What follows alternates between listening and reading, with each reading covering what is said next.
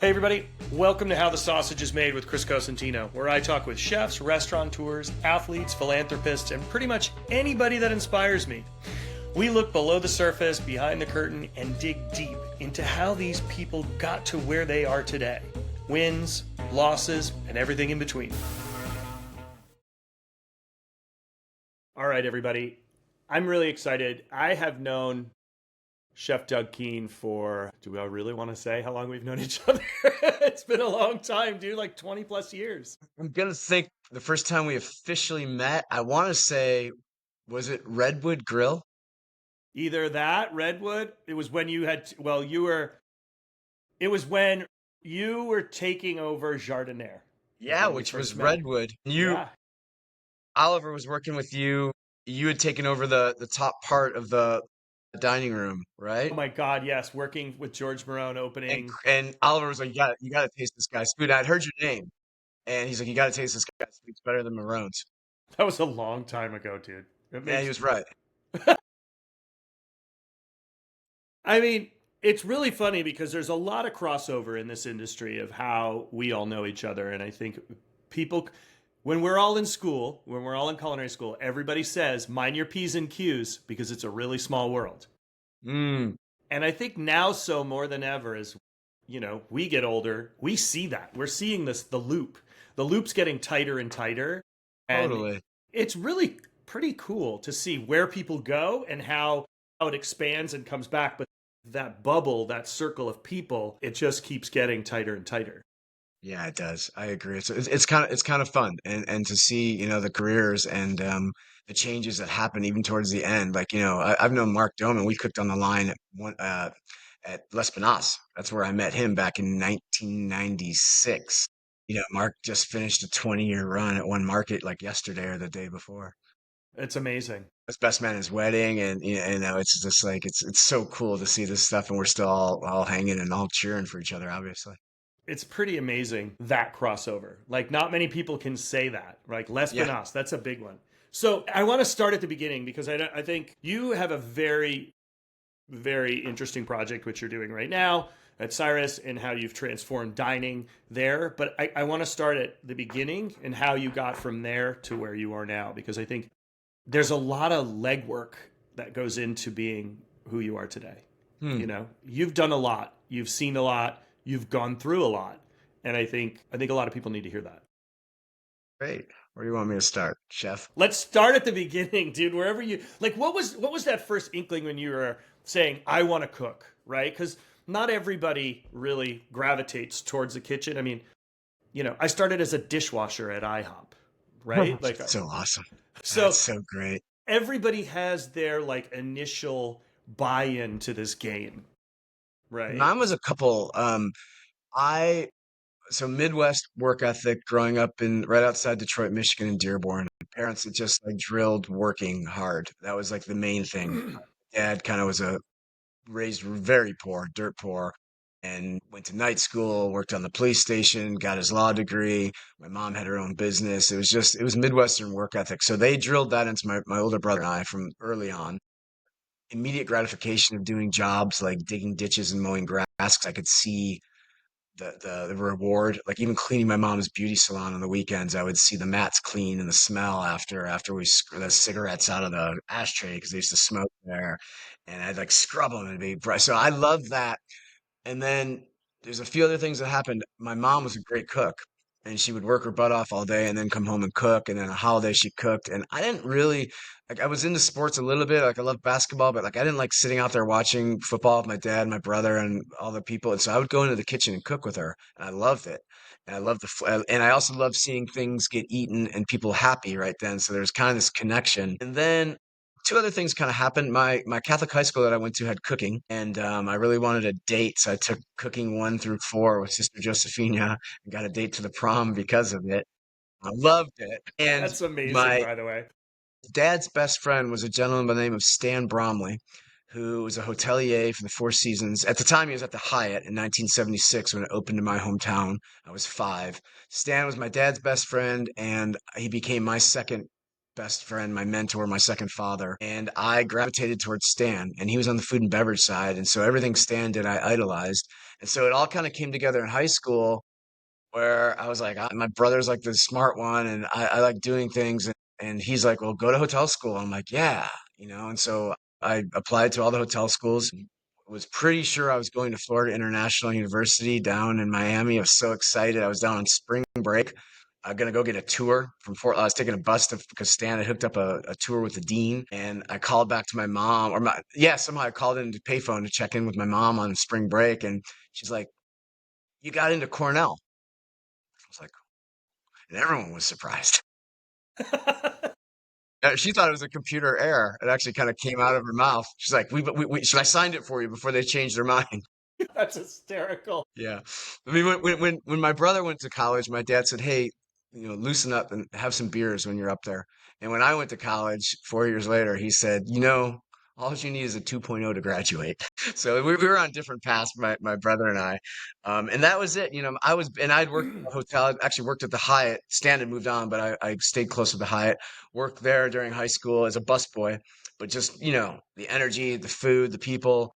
And when I got to Cornell, I just started cooking and cooking and cooking. And I hated the school part of it, but I would get it. They actually had kitchens back then. I don't think they do it as much anymore, but they had labs and kitchens. And so I was just gravitated. And every summer I'd go cook. And I almost quit during like my third year because I didn't like the academic part of it. And all the chef instructors at Cornell were like, nope, get your degree and go down to New York and get screamed at and yelled at and don't quit. Get your degree because it'll be the best thing you ever did. And I'm not so sure it was necessary. I mean, I'm grateful that I went there, grateful for what I learned, although I didn't absorb a ton of the academics. But it was also just it opened a bunch of doors, and I have that degree. I mean, no one's ever asked to see my grade point, And at one point, there's a chapter in my book where I write about this, but I got a letter from the dean my sophomore year summer, and it was your obvious inability to compete with your peers. That's the letter. Oh yeah, my grade point had dipped a little bit low, it hadn't dipped low enough that I didn't get credit that year for everything. It just was a whole bunch of D's, but it used to get credit for those back then. So I had like a 1.6 or something, but I got full credit. So I got put on probation, but it also motivated me to like, get my act together and finish. And so I kept that letter. I still have it. I got invited back to Cornell to speak at a pretty big event about 10 years after, maybe even longer, but it was at the first Cyrus, and all the awards got read, and I went out and I said, I gotta read a letter to you that I wanted to an old friend who I tried to invite. Dean Redlin didn't come today, but I read the letter. What was the response when you read that letter in front of the students?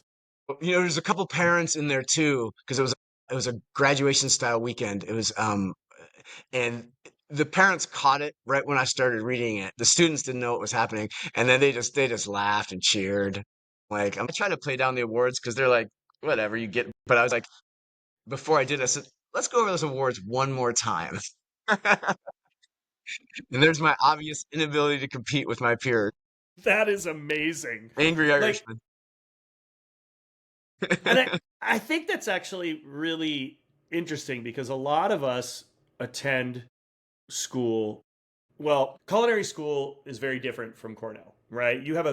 Cornell is very business driven, and I think that's what was very interesting about Cornell comparative to going to like a CIA or a Johnson and Wales, where it was business driven and then the culinary was a secondary component of it, right? Like you guys were so hyper focused on all the numbers, and it's kind of hard to get people with our brain to focus on the numbers and be excited about the cooking because the cooking is the hands-on, which the instant gratification. The numbers part, that business part is really tough for a lot of us to choke down.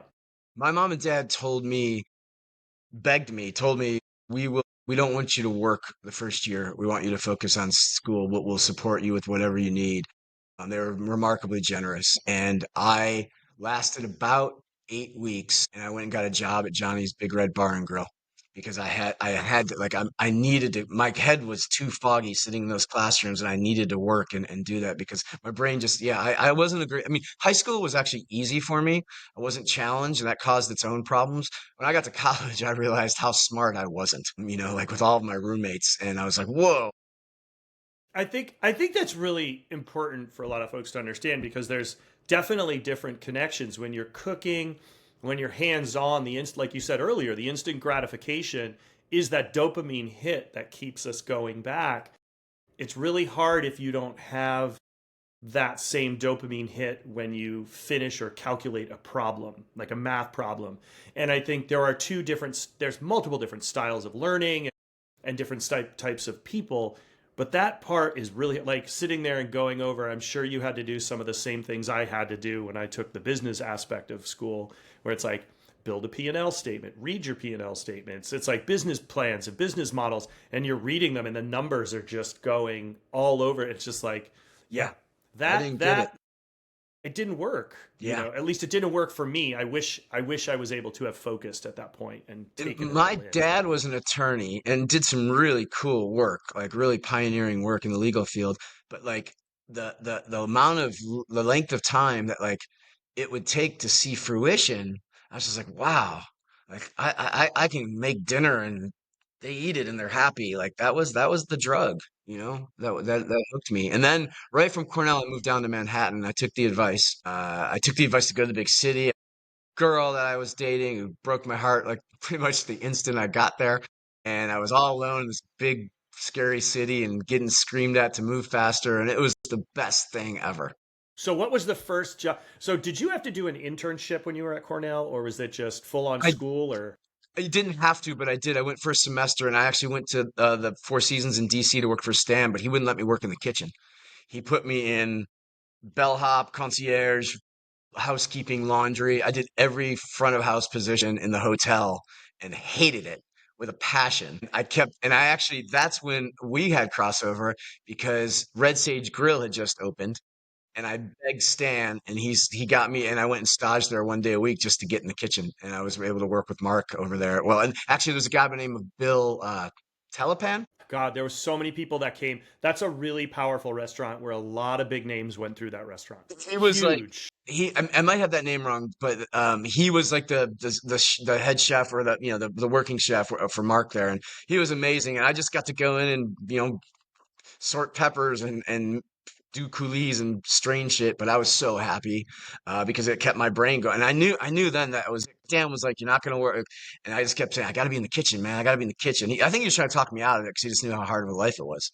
But that was probably one of the smartest things you could have done by being on the front of the house for a full rounded experience. I don't think enough people take that part in of our industry of how important that is to understand the other side, Sure, right? you're right. Um, People that you work with, like you got to know what they're going through. you got to know what they're going through. I mean, I wore tuxedo and white gloves when I was in culinary school waiting tables at the Seafair Inn in Portsmouth, Rhode Island. So it's like, it really teaches you the other side, the guest's perception, the guest reaction, them reading menus, not understanding verbiage. It really helps you create and write menus. So that's actually pretty amazing that he forced you to do that. But Totally. He was all as about the getting out of your comfort zone. I mean, always. Like he would not let me stay too long at a place. Like I had to do my year at least, but then I had to go move. I right after college, I moved to Manhattan, as I said, and I scored a job at the Four Seasons restaurant, not the hotel chain, but the legendary 99's 52nd one, because my faculty advisor knew Alex and Julian, the owners, and I got on the line. I had no business being on that line, but I wanted it and I worked my tail off, and that kitchen adopted me like their little brother. And I just like hustled and worked and like I mean I soaked up everything. I was in there early doing it was a union house, but I didn't care. I just would go in early and shuck oysters and beg them to teach me how to do Dover sole, and it was awesome. Awesome. And I thought I was gonna get fired every day. I think that fear level of feeling like you're going to get fired, you weren't going to get fired, but that feeling personally, and like you said, being in the uncomfort zone, that uncomfort zone is when you know you're learning the whole time. Yeah, yeah. And it's so And good to that get out of is, your comfort zone. it feels great and it's horrifying at the same time. You love it and hate it, but it's what fuels you. You just keep going for more and more. I So ran on pure fumes for like I was brokenhearted. I didn't have a dog because I had a dog all the way through college, and I couldn't take her at the apartment in Manhattan. I figured out how to do it eventually, And I was in a job that I wasn't qualified for, and I had no money, but I didn't care about money at that point. I was just paying rent and drinking beer. But I mean, I wish every young kid could actually go to Manhattan or a place that intense and just like, It's definitely changes your perception of cooking and it pushes you to thrive. yeah. I did my audiobook recently. I read it, and the chapter in the guy that was doing the editing or listening to me in the studio, he was just like, "Oh my God, you got so excited during that New York chapter, just reading it." And I was like, "Yeah, like and I hadn't been back for a while. I just went back for Franklin's Autism Speaks event, and it'd been about 10 years since I've been to New York. And God, it's so I just love that place. It's crazy. So you're at the Four Seasons, right? And you're in this restaurant, you're working. How long did you stay there? I mean, what was it like being the greenhorn? I mean, you were the greenhorn. It was great, man. I mean, they literally showed me everything, and they wanted to keep me there because I kept progressing up and doing stuff, and they were like, "This kid's good." I got offered the job as like number three guy in the kitchen after a couple years, and that's when Stan was like, "You don't know how to cook yet.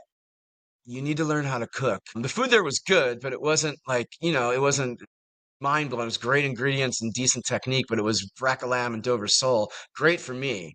But like, the sauce work was pretty much all brewed, and they, it was like three sauces, lemon butter and brown sauce and a bear blanc, which is great because I didn't know anything, but like there's a world out there.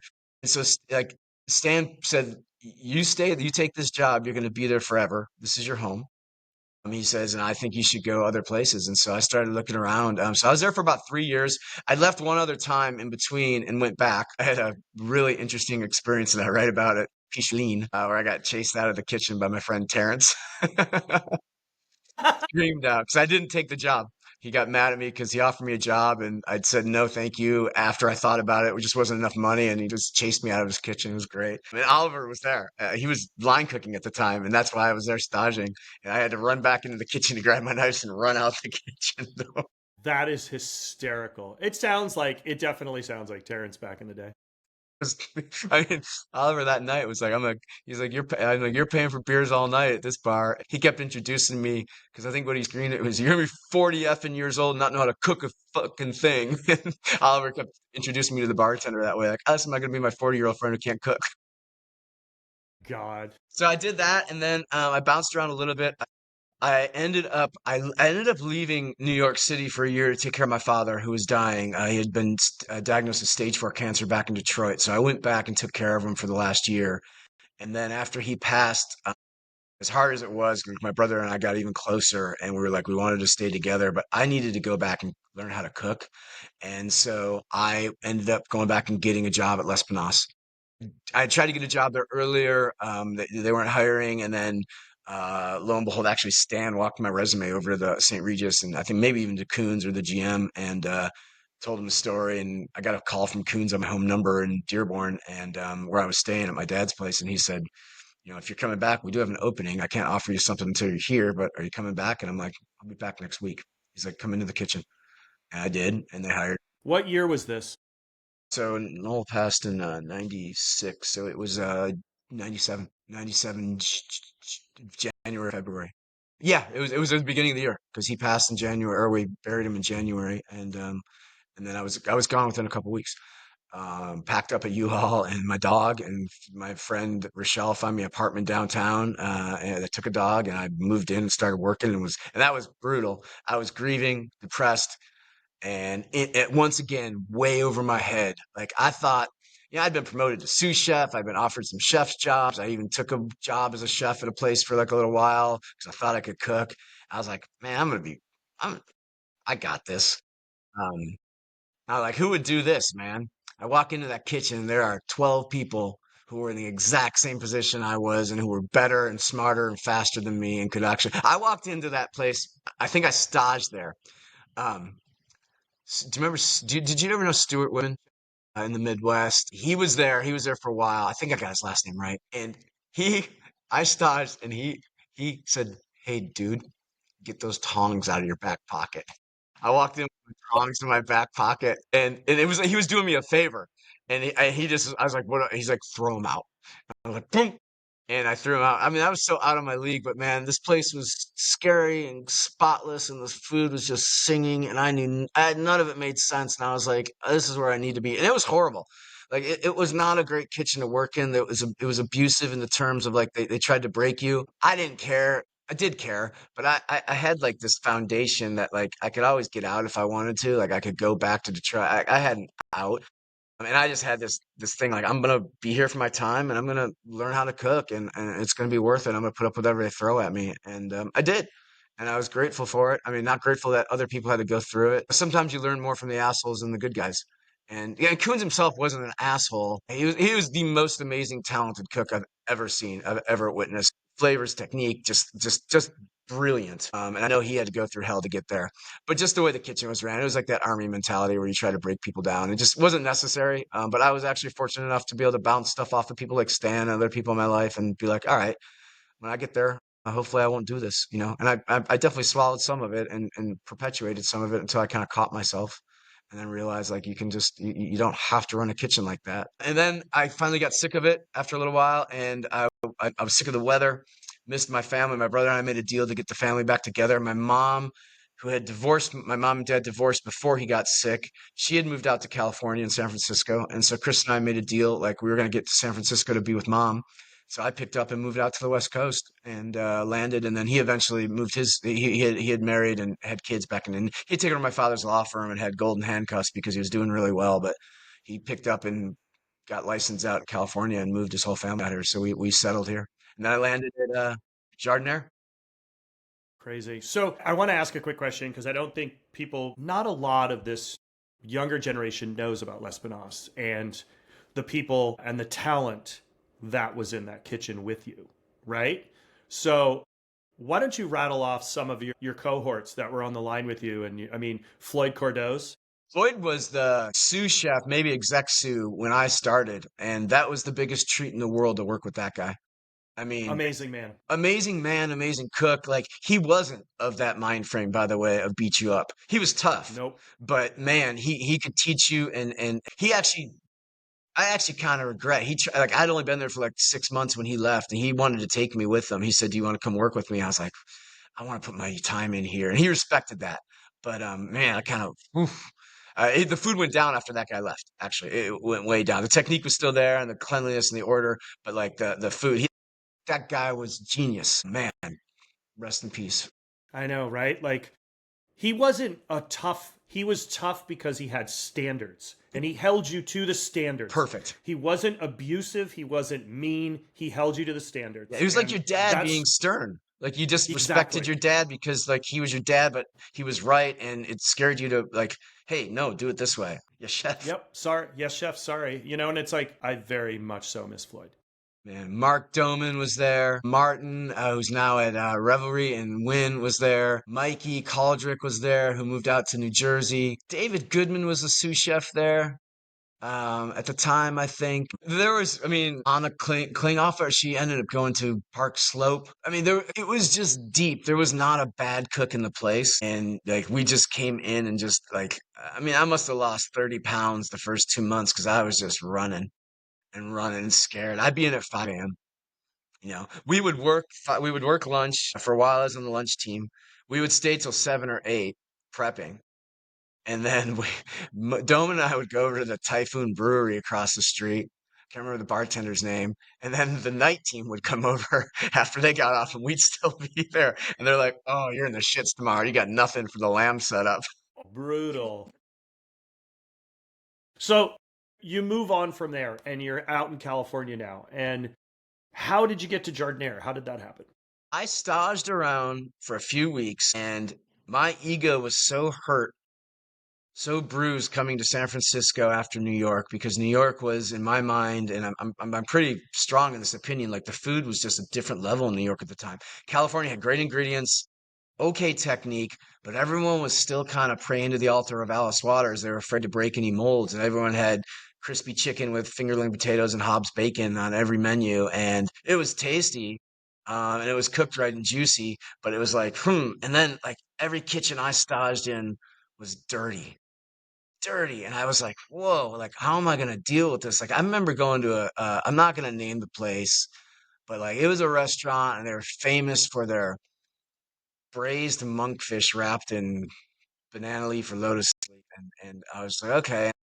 And like they literally would wrap it in there at 2 o'clock, put it on top of the stove till service. And then when one got fired, they'd put it in the oven. And I remember Bauer writing about this, just like saying how amazing it was. And I was just like, I can't believe like I wouldn't eat it.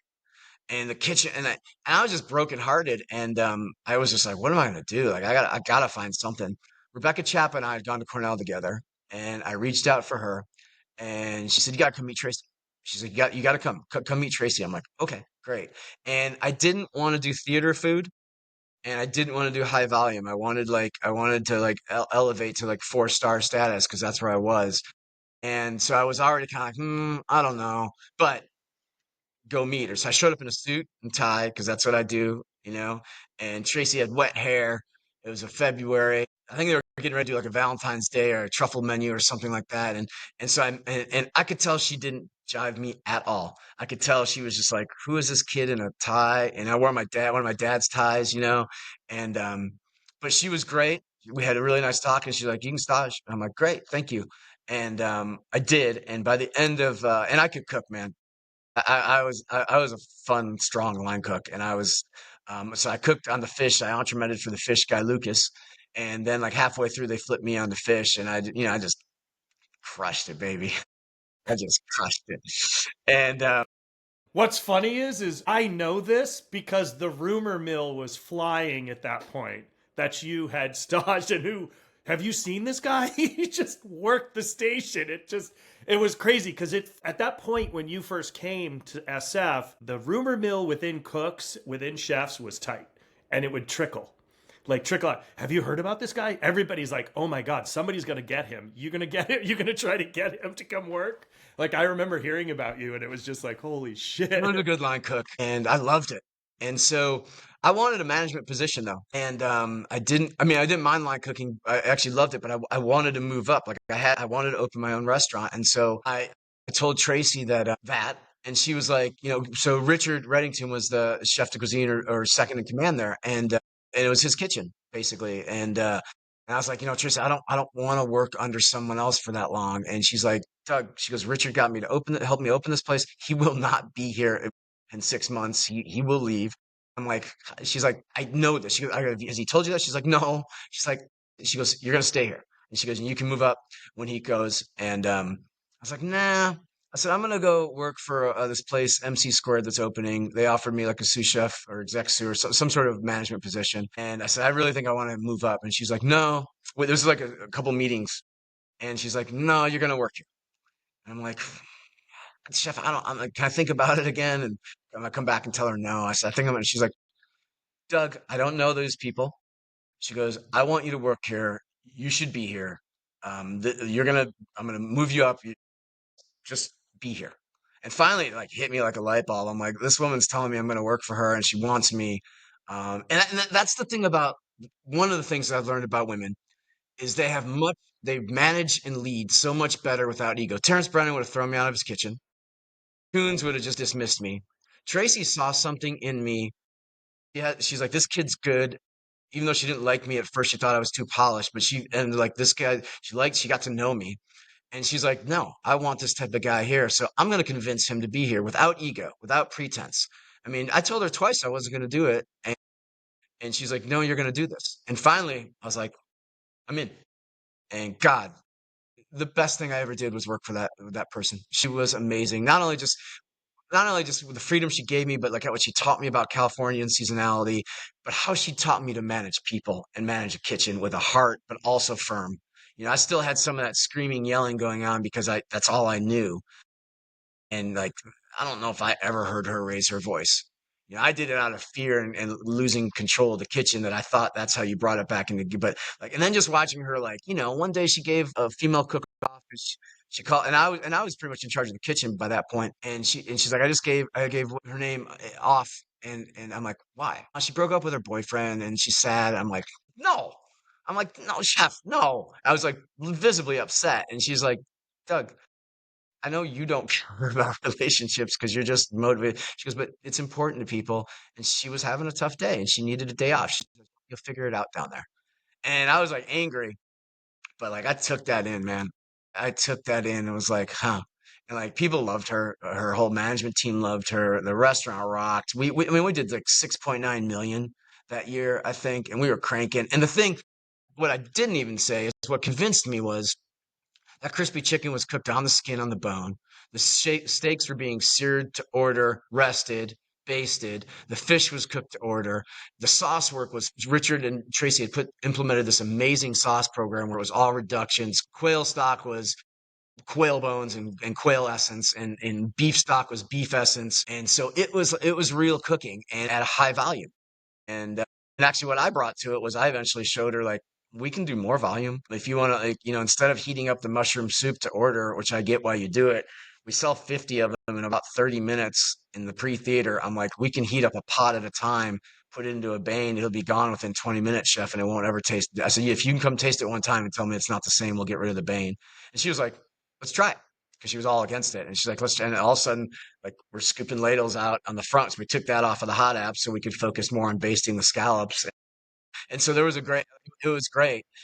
I loved that. That restaurant changed me. It taught me how to lead, taught me how to, I mean, just everything. I would not be, I would, and she also had the lack of ego to let me eventually, when she promoted me to chef, my name was on the menu. Bauer knew who I was when he wrote our review, our 3.5 star review. It was Doug Keane's food. Even though all of it wasn't Doug Keane's food, I was still doing a lot of Tracy's food. She was willing to put me put me there, and I wouldn't have a career. No one would have known who I was. Nick Payton knew who I was because I'd worked with him, but like no one would have teamed up with me to be the chef at a new restaurant. Tracy is a very special chef. Yeah, human. Yes, human. I mean, Yeah, she's affected all of us. yeah, yeah, We're all very fortunate to have had the experience working with Tracy. yeah. She is. We're not very far apart in age, but she's very much like a maternal figure to me. Same. Very much so. She's, yeah, I mean, when I worked with her at Rubicon for that time, it was very stern perfection. It was awesome. Yeah. It was great. Great experience. So, how long were you at Jardinier? Total, 3.5, 4 years. I moved up here in 2003, and I was there. I had a brief stint to go open Danko's in between and went back to Jardinier very quickly. Then Nick Payton and I teamed up and came up here. So it was maybe 4 years. Honestly, maybe it was 4 or 5 years that I was with her total. That's amazing. Yeah. As a chef, I'm always asked the same question. What's your secret to making a restaurant quality dish at home? It's not just the ingredients, it's how you bring them to life. And it starts with the right tools. Heston's ProBond professional clad cookware collection will give you control, consistency, and confidence. It's cookware that makes you want to cook more. Check it out at HestonCulinary.com and use my promo code CookWithChris for 10% off your first order.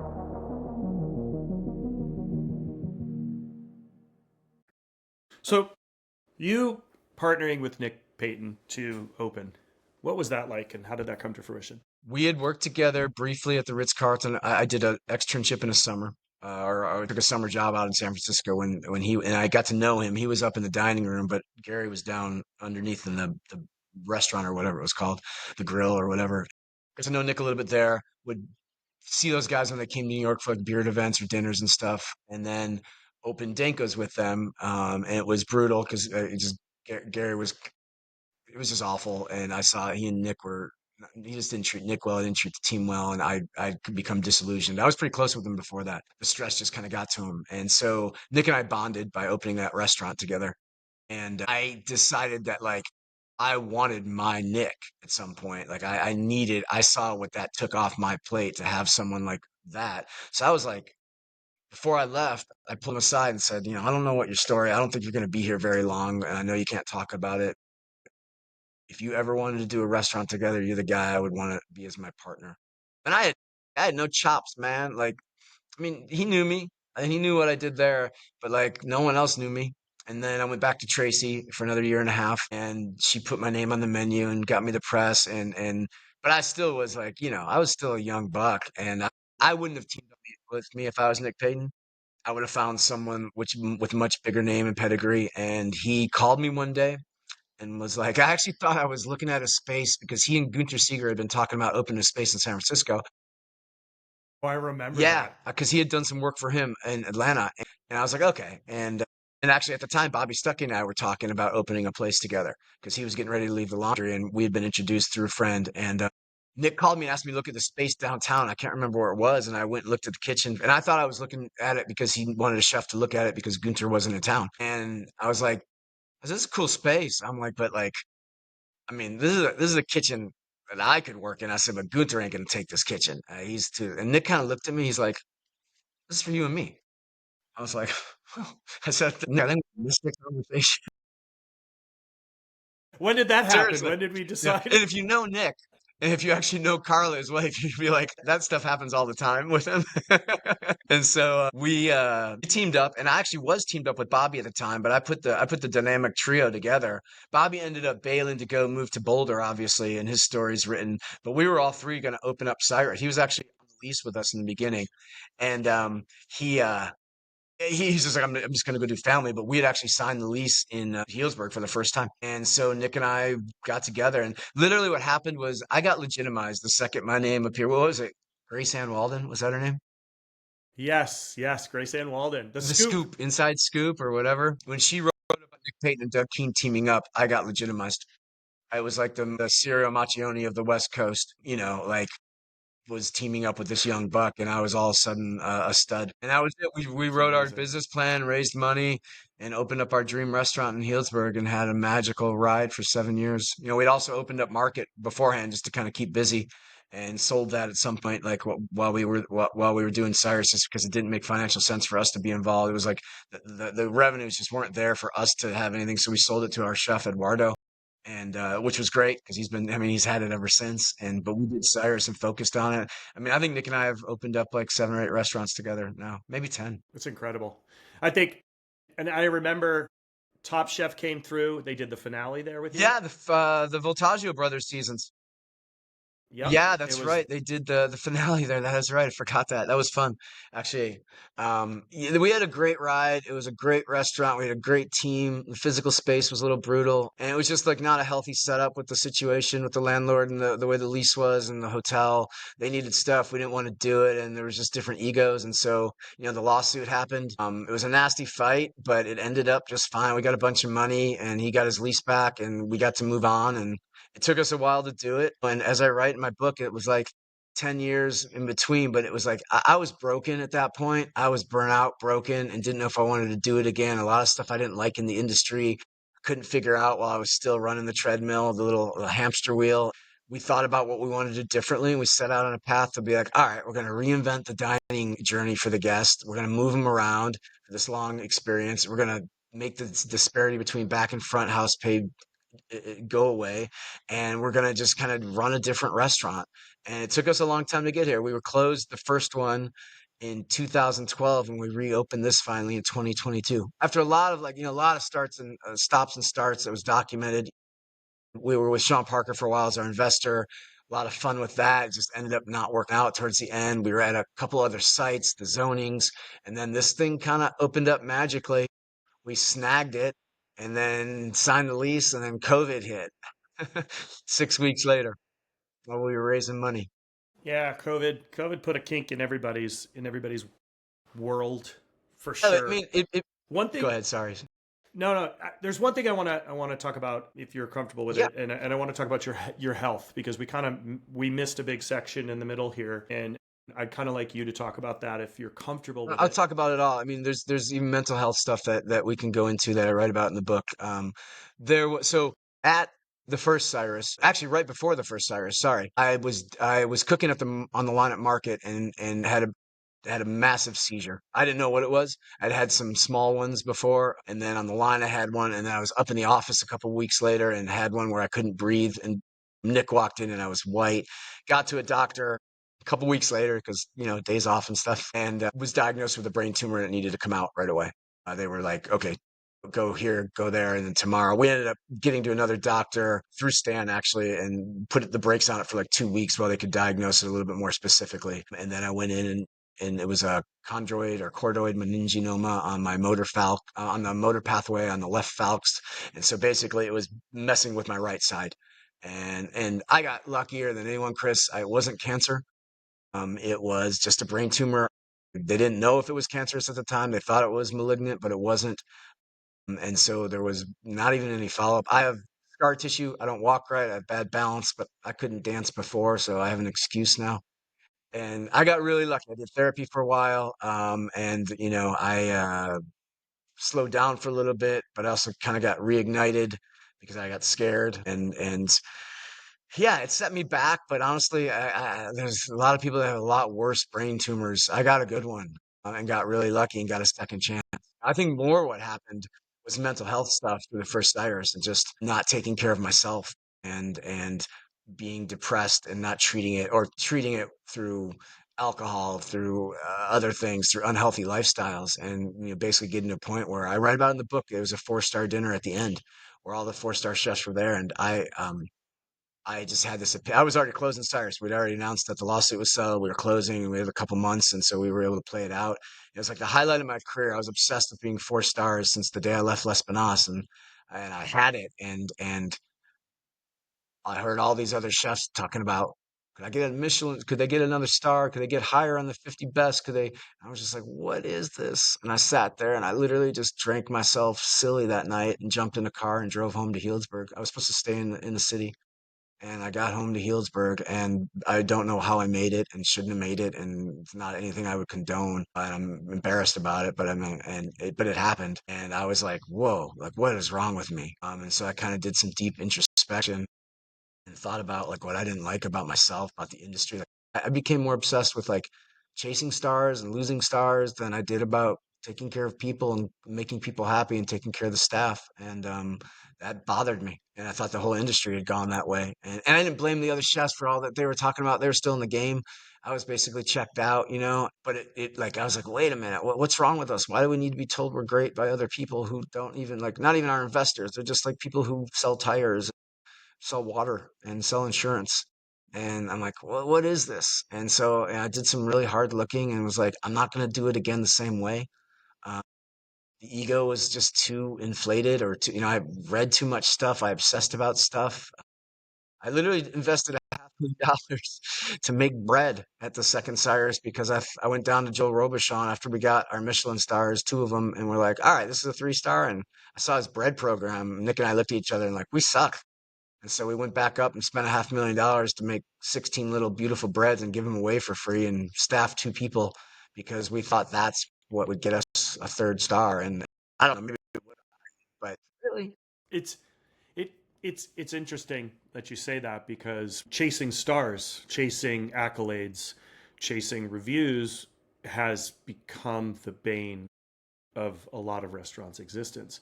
A lot of it now, as you know, is for survival, right? Because those stars change your guest count, they change the viewership of your business, and it's kind of a catch, right? It's like, what are you putting in to get out in the end, but what are you putting yourself and your team through to get those things?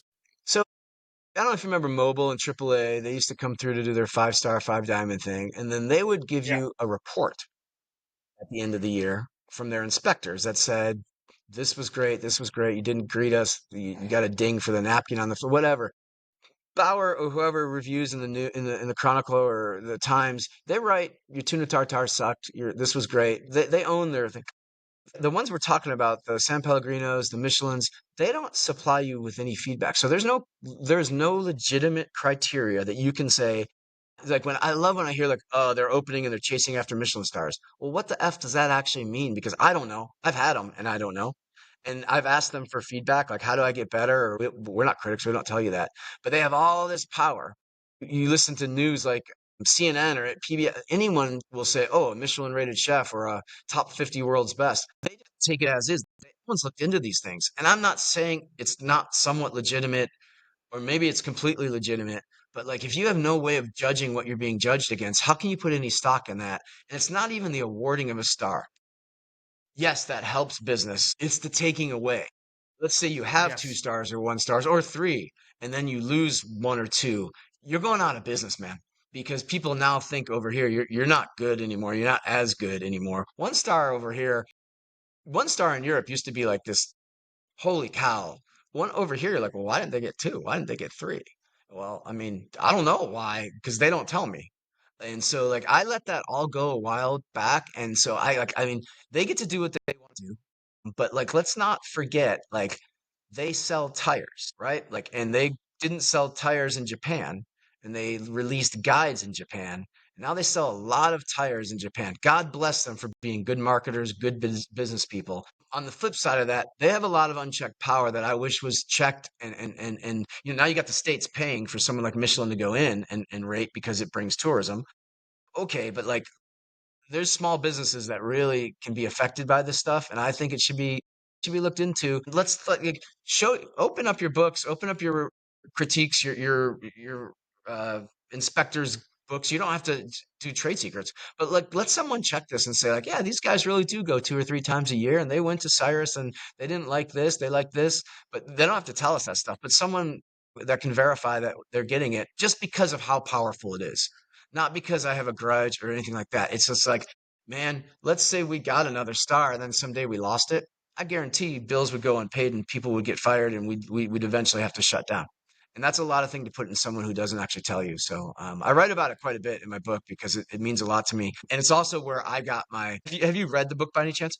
I have not seen Right it now, I'm yet. going to get you a copy. But the opening chapter is a little intense. I deal with the mental health crisis, and there was a very strong point in time that I didn't want to go on and actually made an attempt or got very close to making an attempt where I didn't want to live.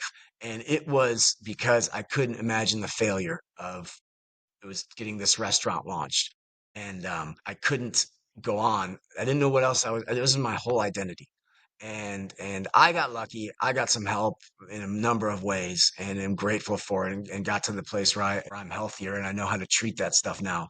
But like all of it had to do with like the ego of stuff. And so now I cut all that stuff off and I don't, the team gets excited about all those things, the awards and things like that. I just try to put it into perspective and like I don't read them. I don't go to the ceremonies. I don't read any reviews because I don't need it. Like I know when we're doing a good job.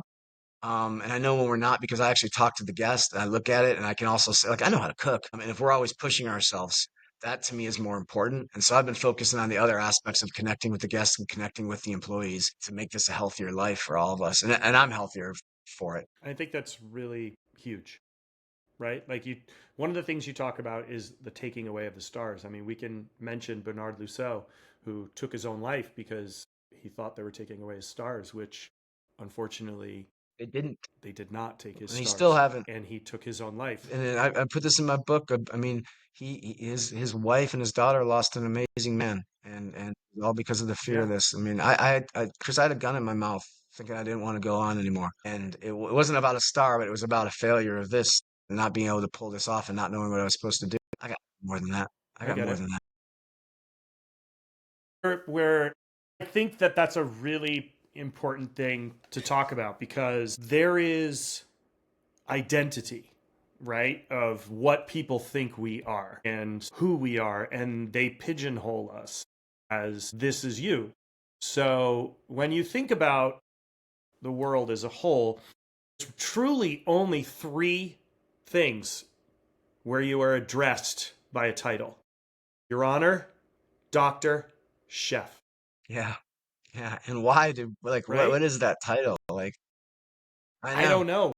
If you really think, I mean, yes, president, but like nobody walks up to you and says, hello, president. Maybe, who knows. But I think that's a really interesting thing because when you're walking down the Yeah. street, people, hey, I chef, I write about it, or Chris. I'm like, hey, if don't call me you're, chef, please. I'm Doug. If you see me in the yeah, grocery store, if you don't work here, I'm Doug. Hi, how are you?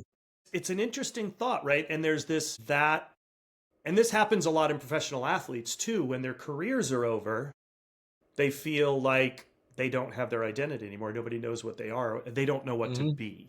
And it creates a downward spiral. And I can tell you, I've struggled with it since I closed all the restaurants. Like, I don't know what to be. And that's a hard thing for a lot of people to understand. Your identity has been taken away when you don't have a home base, when you're not feeding people, when you're not in your world. So I think that's a really powerful thing to talk about. And And, yeah, thank you're you. welcome. And to get the help when you need it, like ask. There's people that want to help. There's Yeah, there's there's ask. crisis hotlines, resources, and I think it's really important to get the help and don't give up. Yeah, I mean, right now, just so everybody who is listening to this, Southern Smoke Foundation has free mental health care for hospitality workers. You can go on to their website. There is a link to your state to get free mental health care for hospitality workers. It is an awesome organization. It is great that they're there. I fully support what they're doing at Southern Just met Smoke Chris Foundation. 2 weeks ago. A Yeah, great amazing human. human. He and Lindsay are amazing. But this folks out there is really, really important. Please take a look at Southern Smoke Foundation. It's called Helping Hand. It is available in many states across the U.S. and it's growing. It's there for us. It's created by the hospitality for not hospitality. Embarrassing to ask for help. Yep, it's really important to understand that. And if somebody asks you for help, listen. Please, don't turn your head. It's really important. You don't need to suffer by yourself. So, no, you don't. You don't. So what's that next step? You end up having your procedure. You're now, you're cleared. You're PT. You're back working, and now, you've got this incredible new space, right? You're in your new space up in the wine country. What is the difference in your mind from that transition from the original location to where you are now? It's different.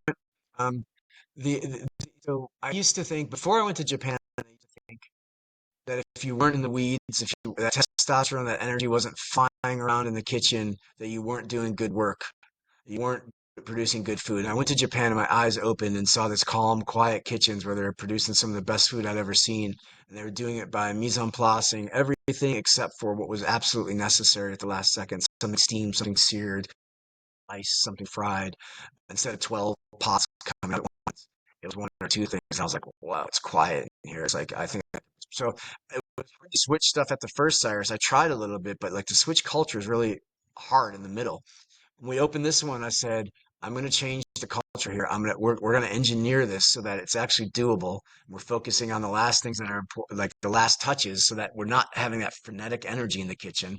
And everyone's going to kind of breathe deeper. We're going to produce better food, but we're also going to connect with our guests. And I made a really hard choice to say that our whole staff was going to be cross-trained. We've been pretty good about it so that the cooks run food, the cooks clear food, the wait staff helps prep, they help plate. When we have banquets, they do it. They come in when we're busy and pick herbs. And so everyone is a team so that like you sear the foie gras or make the risotto and there's no one to run it, you're running it. And there is something that happened there where I didn't even realize the intrinsic reward where you put it down in front of a guest and they smile and you made it. You spent your whole day making it and you know more about it than me. You know more about it than the servers. You know more about it than Nick. And you get to tell that pride.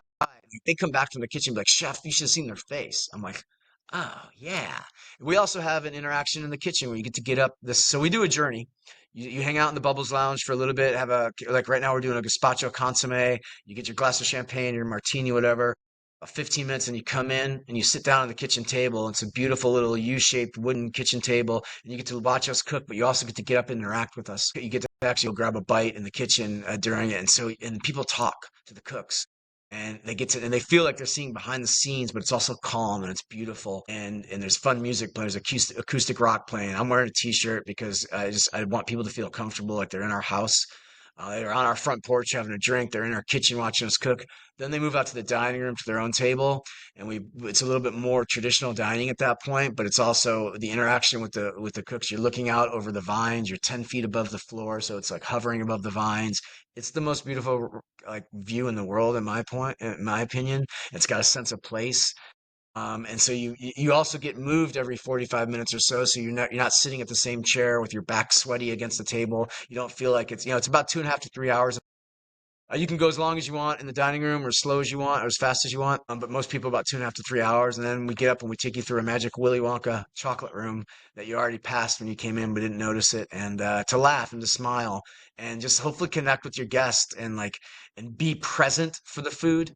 Put the phone down for a little bit and interact with your guests, interact with the staff and have fun. And, we take the food and the service very seriously, but not ourselves. And that to me is really important. And so that's the difference. It's like a different lifestyle. Everyone comes up to me unsolicited and says, your staff seems so amazing, so happy to be here, like they champion it. The most important thing Nick and I did was in the beginning. We sat with everyone. The first Cyrus, I sat with everyone, all the cooks, and I said it's how hard it was going to be, how hard they were going to work, how hard they were going to clean more than they cooked. And within like 7, 8 months, my whole first team was gone. And I exit interviewed all of them. And I was like, what could I have told you differently? And they're like, nothing. I just didn't believe you. I'm like, okay. But it was also like the first kind of restaurant like that in Sonoma. And so like, and these guys were all from Sonoma. And so I got it, but it was like, it was a lesson.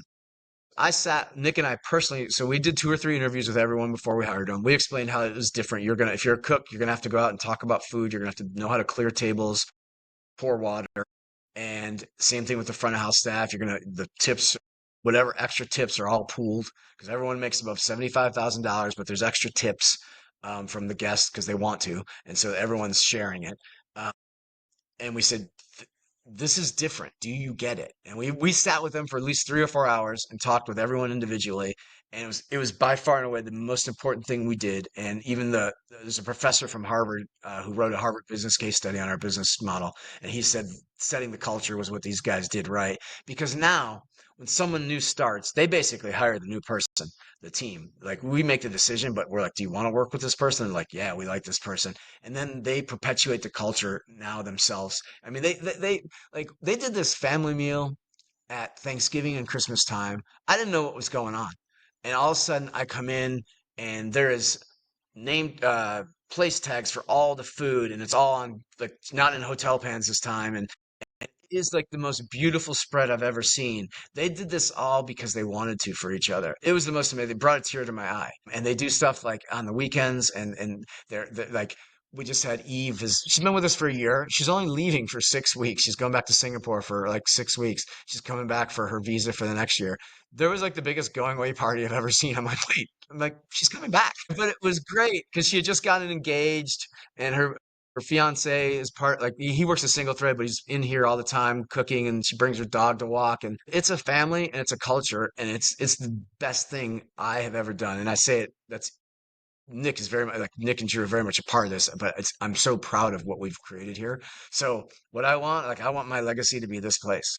Like I want it to perpetuate. I want to see them take it over. I used to be super creative in my 30s and 40s. I don't know if you had the same experience, but like there's still flashes of it, but it's not like it used to be. But now I've got this whole team. Like I got one of the best pastry chefs in the world, Josh, who has his own creativity and starting to take over the savory menu with these cooks, and they're all coming up with ideas, and I get to play editor and finesse it down and keep it and it's so much fun. And I like, and man, push me out, guys. Push me out, man. Put the old man out to pasture. You guys take it over at some point. I'm good with that. That's amazing. That's I need really you up here. special. I need.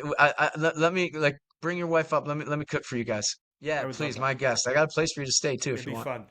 It'd be super fun. Super fun. And I appreciate that. Thank you, Doug.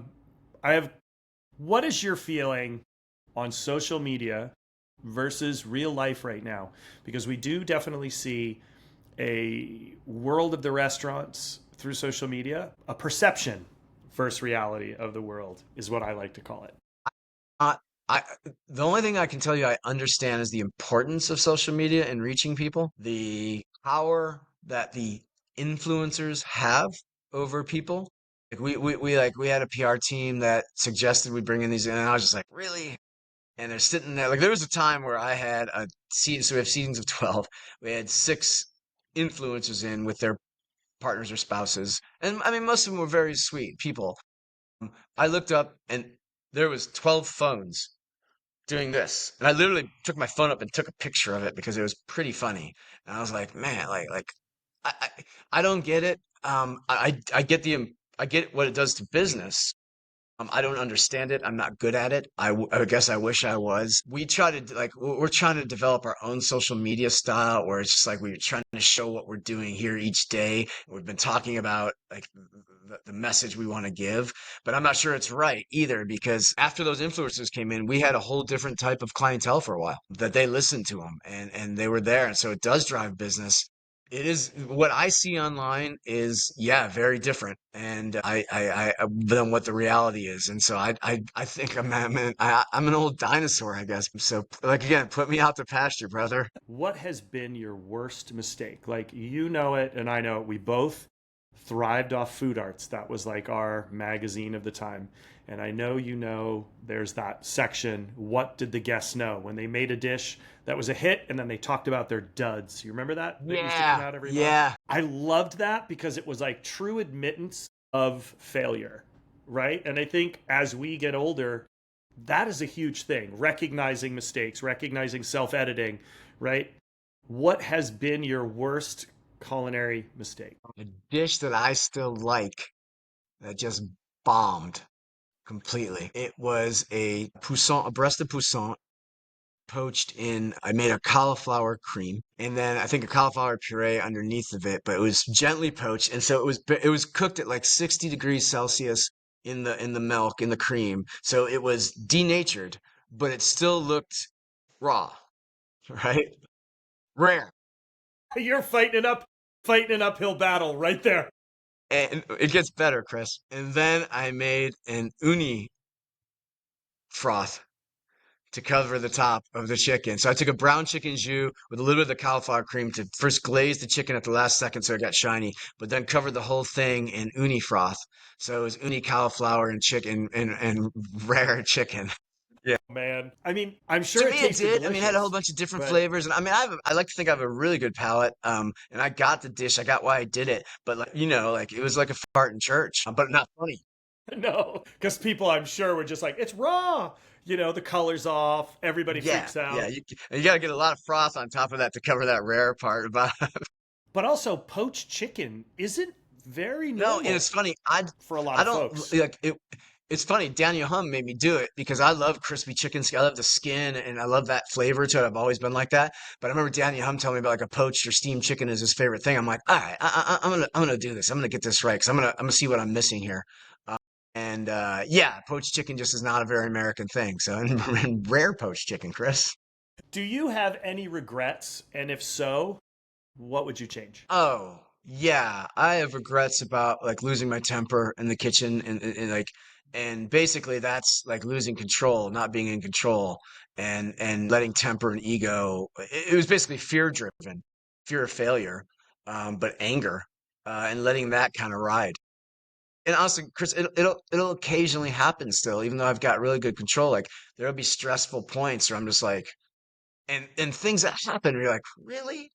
Talked to you about this 7 times and overplanned it and 51% of everything you're supposed to own. And so I did, and it still got screwed up. Like those times I really regret. It's mainly those types of things. I also regret, and I don't know how to rectify this. I'm trying to do it now in my life. I've recently met someone who's really important to me, and I'm setting time aside and literally going to like my first graduation from high school next week because it's important to her and her daughter. And I missed a lot of stuff. I missed weddings and funerals and graduations. Um, I don't know, when I opened this Cyrus, Nick and I talked about it. Like we have a 4-day work week.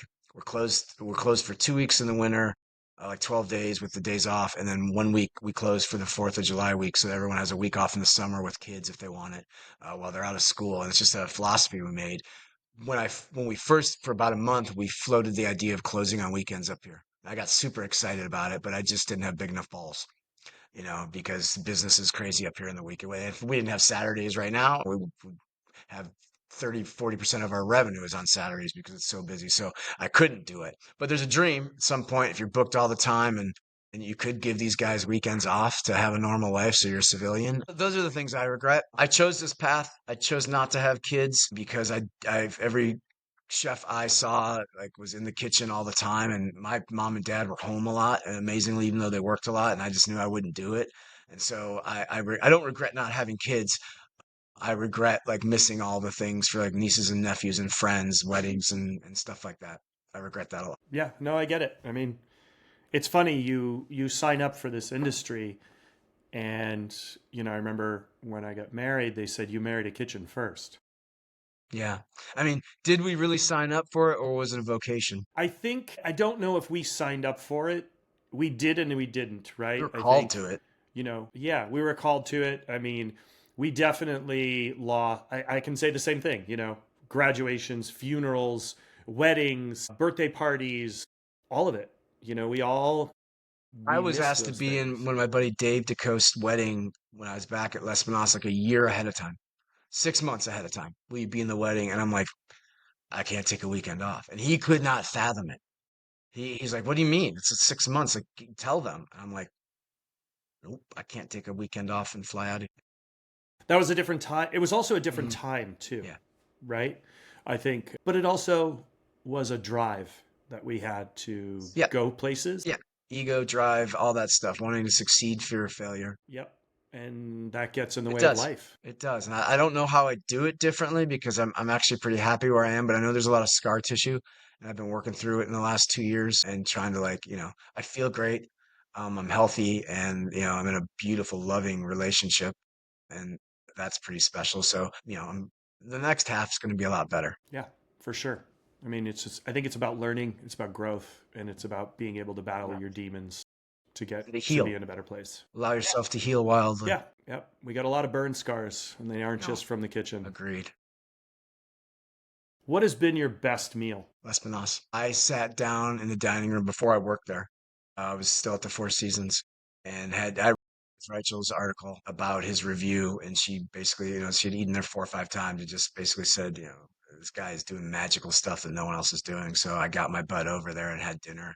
And it was when the black sea bass course came out with the macroot lime sauce, and I was like, I need to work for this guy or quit cooking altogether because he's that good. Like I do not know how to cook. I don't know how to taste things. Like this was amazing, and that was just mind blowing. Everything that I tasted was phenomenal, but that dish was like whoa, and then it just opened my eyes up to like what food could be, what flavors could be. It was magical, changed me, and I had to work for the guy, and it took me 2.5 years to get a job there. What His, about you? I mean, his book is, Yeah, how ooh, about that, huh? that's Huh? tough. I've never had anybody flip it on me. Has been my best meal. I think it depends. There's best meals and then there's most Mm, memorable meals, right? And I think they're very distinctly different, right? There's yeah. flavors and things. I think having dinner at the first time I ever had a 3 Michelin star dinner was when I was working at Rubicon. Tatiana and I went to Paris and we ate at the old Robuchon location, which had now Mm, become Alain Ducasse. And I still have the notes because this is pre cell phone, pre camera. yeah. I remember sitting there and watching them debone a whole chicken with a fish spoon at the table next to me. I remember Tatiana having a purse stool next to her chair. I remember showing up without a jacket and being given a jacket because I was such a shithead. There you go, sir.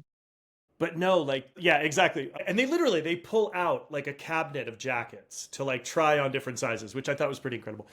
But I remember having this one thing that blew me away. It was a squab breast, but then there was a squab leg that was hot that had a cold gelée on it. It was deboned, and you could do the whole thing Wow. in one shot. And it was like you'd pick up the foot and the leg. And I still to this day can't process how there was a set gelée on a hot leg. Agar? I don't know, dude. It was like this was like Yeah, no long doubt. time That's what I was. ago. That's why I was kind of surprised. Maybe he was playing with that stuff. It was just like it was like one of those like oh my god moments. And then I mean there's so many, right? We've had those epiphany moments of eating places where they're whether it's been your feet in the sand on a beach eating a whole fish that's just been barbecued and you're picking it with your fingers, and they all have taste memories. Man, I remember one at Little Washington when I was in college. I was at my externship in DC, and Stan was like, "You gotta go check out this food." And like, I'd never had an experience like that before. And I mean, I do not remember the food, but I remember how great it was, and I just remember the experience. It's like, whoa, whoa. That was I that was couldn't even ahead of its drink. time, that restaurant. I think I had orange juice or water. Like, I don't remember. They're like, they probably would have served me, but I was like, I wasn't 21. Yeah, Yeah, that's crazy. What won't you eat? canned tuna fish. Really? What is it about? Is it like all of it, even Yeah, the European stuff that's yeah, like it's beautifully gross. done? It's like cat food. It's Interesting. dry, most of it. It smells bad when you open it. Can't stand it. Like, please don't. No, that's pretty much it. Wow. Easy answer. That's amazing. I've never heard that one. That I like. If you could have dinner with anyone right now who's My here with dad. us or not, who would it be? My dad. Yeah, I miss him. Yeah, he's great. I'd like to introduce him to someone special. He loved food. He never got to eat in one of my restaurants. He grew up poor and then made a little bit of money, and he would travel to New York a lot for business because of what he did. He couldn't practice it in Michigan for a long time. He could only practice it in certain states.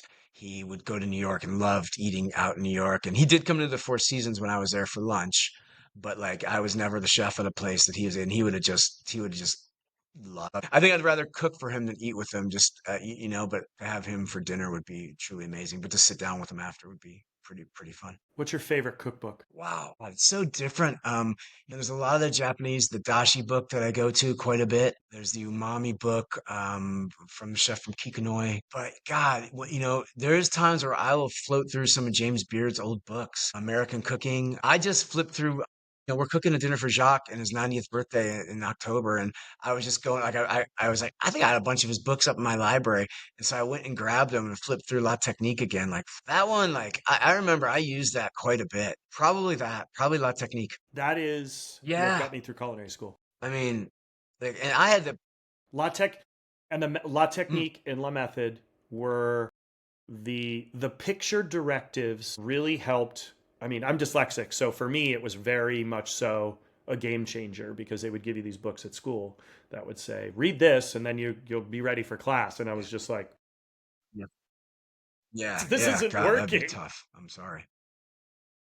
And those books opened doors for so many people and the techniques are still And I had the flawless. joy of working with that guy. I was the chef of on his back kitchen, one of his TV shows, and like talk about a guy who can throw down and cook.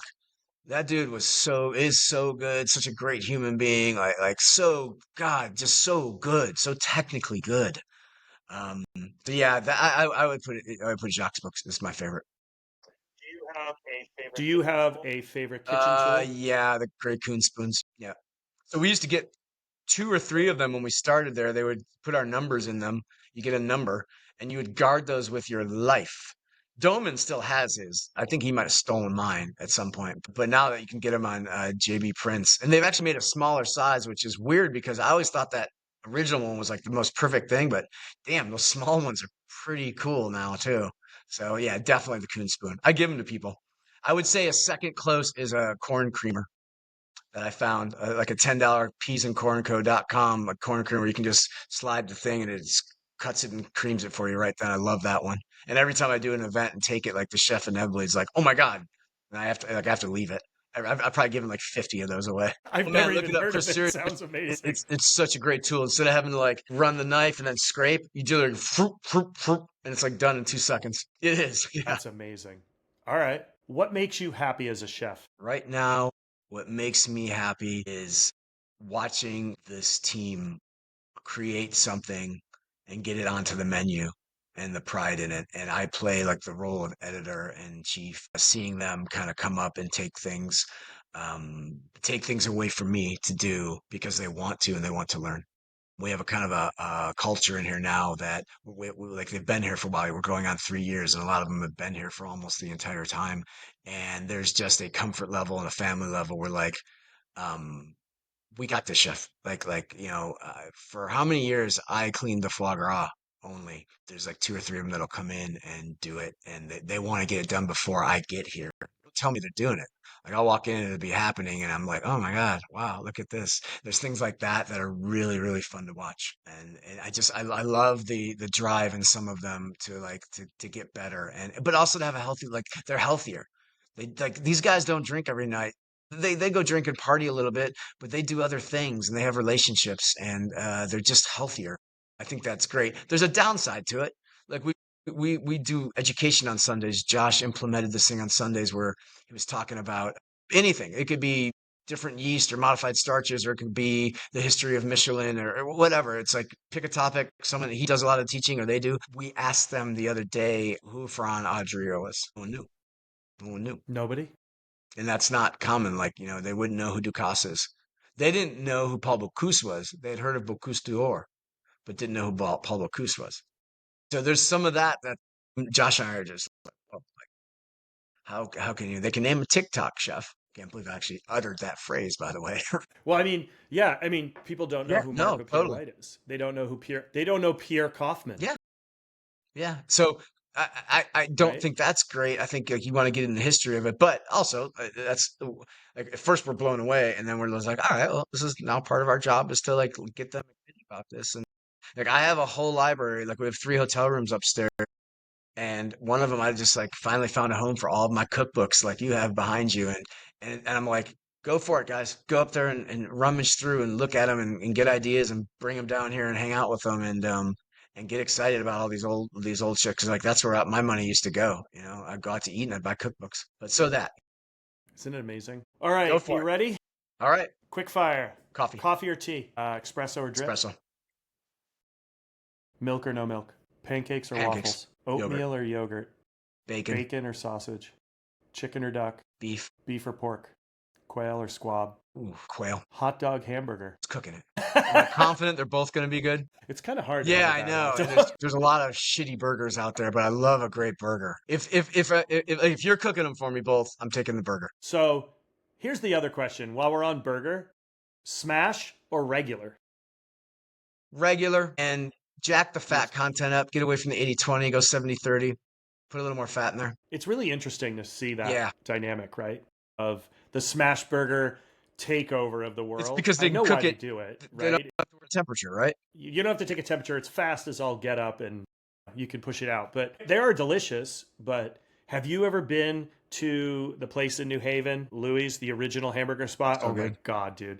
They literally have like this cast iron toaster that's old fashioned that the flames broils on both sides and they picture like the Japanese net where you put whole fish and you put on the grill, but it's vertical. You slide it in and it cooks it from both sides. Crazy. Lettuce, tomato, cheese, white bread, and an onion that's cooked on the burger. Crazy. They say it's the original Wow. hamburger. It's worth a pilgrimage. It was super cool. People were like, it's not that great. I thought it was really fun to see. Ketchup or mustard? Fries, ketchup, everything else mustard. French fries, onion rings. Taco, burrito. Burrito. Pasta, noodles. Noodles. Ravioli, Dumplings. dumplings. Raw oysters, raw clams. That's an East Coast thing. It's been a while. Oysters. Lobster, Lobster. crab. Although, Sea urchin. like I'm an East Coast crab guy. I am not in love with the Dungeness. I get in trouble all the time.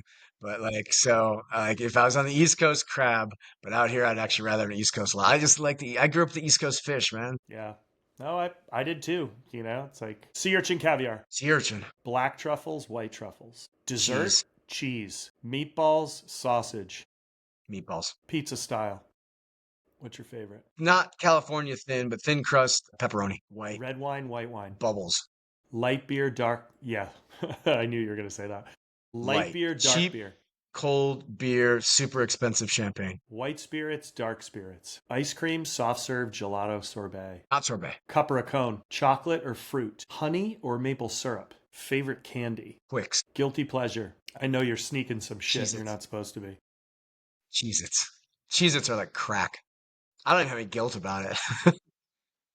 Like I'd brand rep those babies. Last meal. What would be your last meal? If it can be, depends on the season. If it's summer, I'm going with like a Greek salad. Just like I could eat that every day starting right about now or the next couple weeks. Some great feta, no lettuce, right? That's not a Greek salad. If we're in fall, it would be probably a white truffle pasta with an egg. Awesome.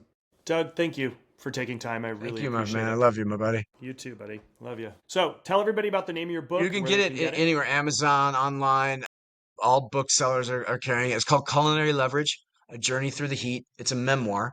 There's like only 3 little recipes that they relate back to my mom, basically. It is a essay on the industry and the dysfunction of the industry, maybe a path forward with what we're doing here. It's my trials and tribulations and wins and losses, and I point a very hard finger at the industry, including myself, where we went wrong and maybe how we can get back into the like hospitality being about people taking care of people versus worrying about what people think of us. And it was a cathartic thing to write. It's raw, it's humble, it's all 100% honest. And it was really fun to get it out there. You can get it on our website too, and you can order and I'll sign it here, or you can come up and get it here. But it's in a whole bunch of local bookstores and definitely online. Amazon, Goodreads, all that type of stuff. Amazing. And so if people want to come to the restaurant, best way to go about that, make a reservation online? Restaurant.com will get you to talk, and we sell the tickets there. We release them 2 months ahead of time. And then we also have the Bubbles Lounge where it has more casual menu. But if you want to do the dining journey, which I suggest doing at least once, definitely make a reservation. 12 people at a time, seated on the hour, 5, 6, 7, and 8 o'clock. Amazing. Doug, thank you so much for your time. I appreciate it. And please, folks, if you like what Chef Doug said, please pay attention to what's going on up at Cyrus. Please share this with your friends, and hopefully I'll see you guys all here next time. Thanks for listening to How the Sausage is Made. If you've liked what you've heard today, please make sure to like and subscribe, and don't be afraid to tell your friends about it.